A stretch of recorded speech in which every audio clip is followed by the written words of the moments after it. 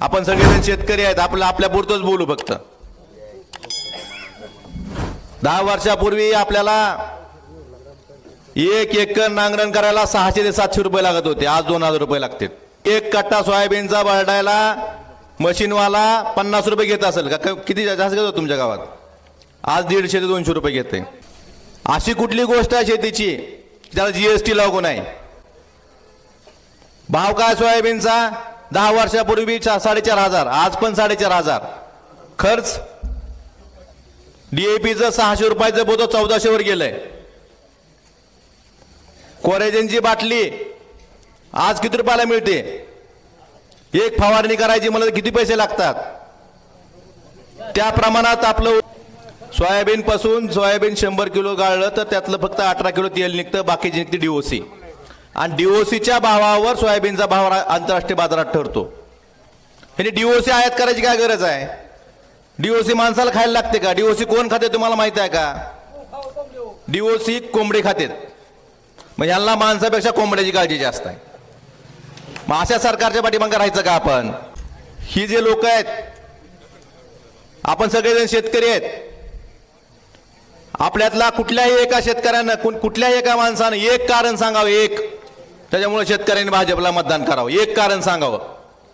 त्यांच्याकडं शेतकऱ्यांना म्हणजे भाजप सरकारनं शेतकऱ्यांसाठी ही गोष्ट चांगली केली म्हणून आपण शेतकऱ्याला मतदान करावं असं एक कारण सांगावं। एकही कारण नाही। गेल्या 10 वर्षात याआधी ज्यावेळेस यूपीए सरकार होतं, मनमोहन सिंग पंतप्रधान होते, पवार साहेब कृषी मंत्री होते, त्यावेळेस 70,000 कोटीची कर्जमाफी शेतकऱ्यांना केली होती का नाही? 10 वर्षात मोदी सरकारनं शेतकऱ्याचं किती कर्जमाफ केलं? एखादा शेतकरी आहे का कोण मोदी सरकारनं केंद्र सरकारनं कर्जमाफी केलेला? 15 लाख कोटी रुपयाची कर्जमाफी त्यांनी उद्योगपतीची केली। म्हणजे शेतकऱ्यांची कर्जमाफी करायला यांच्याकडे पैसे नाहीत, पण मोठे मोठे उद्योगपती जे बँका बुडवतेत, उद्योग बुडवतेत, देश सोडून पळून जातेत, ह्यांची कर्जमाफी करायला या सरकारकडे पैसे आहेत। 15 लाख कोटी रुपयाची कर्जमाफी केली त्यांची। मग अशा लोकांच्या पाठीशी राहायचं का आपण? पण पीक विमा तर आपल्या जिल्ह्याचा काय सगळ्यात स्पेशलिस्ट विषय आहे। आपल्याला वाटतं आपण 1 रुपयात पीक विमा भरतो, 800 रुपयात भरतो। 800 रुपये नाही तर 15,000 रुपये आपण हेक्टरी आपण शेतकरी, राज्य सरकार आणि केंद्र सरकार मिळून कंपनी देतात। आता माझा दुसरा प्रश्न आहे की आपण सरासरी 15,000 हेक्टरीपेक्षा जास्त सरसकट कधी विमा मिळाला का आपल्याला? आपण जेवढे पैसे कंपनीला देतो म्हणजे सरकार देतंय, मग आपलं म्हणणं काय पाहिजे तुमचं माझं सगळ्याच? जे पैसे तुम्ही कंपन्याला देतो आमच्या नावावर ती पैसे थेट आम्हालाच द्या। काय अडचण आहे का? आपल्याला देतं काय अडचण आहे का? पण ह्यांना अडचण आहे। काय अडचण आहे सांगू का? आपण इलेक्ट्रोल बॉन्ड भाजपला देऊ शकत नाहीत। लक्षात आली का अडचण काय ती? इलेक्ट्रोल बॉन्ड कोण देऊ शकतं? कंपन्या। शेतकरी देऊ शकतो का?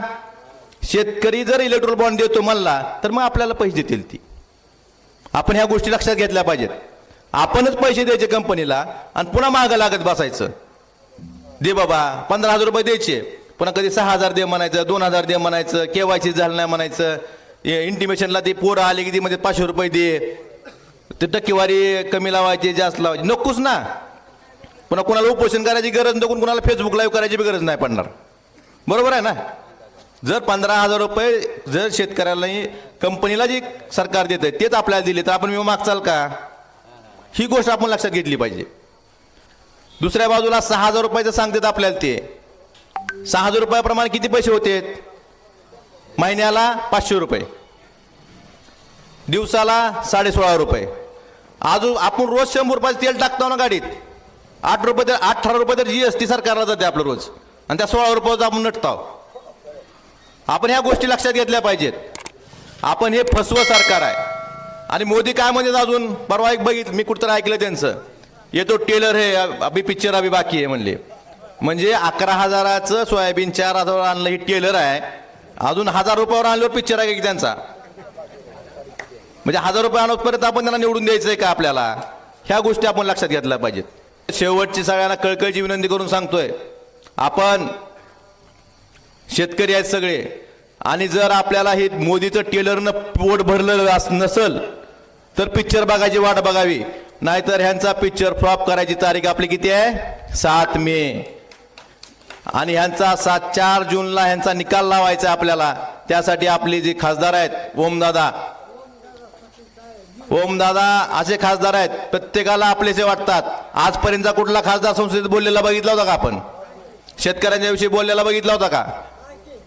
आपल्या जे जिल्ह्याचे प्रश्न आहेत हे मांडलेला बघितला होता का आपण?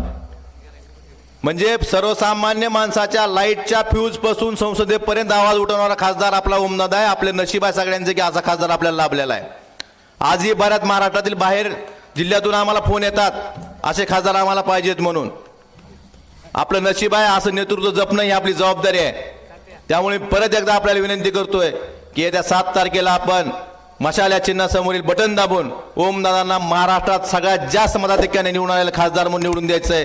यासाठी आपण सगळ्यांनी काम करावं एवढीच विनंती करतो. माझ्या शब्दांनी विराम देतो. धन्यवाद. जय हिंद, जय महाराष्ट्र.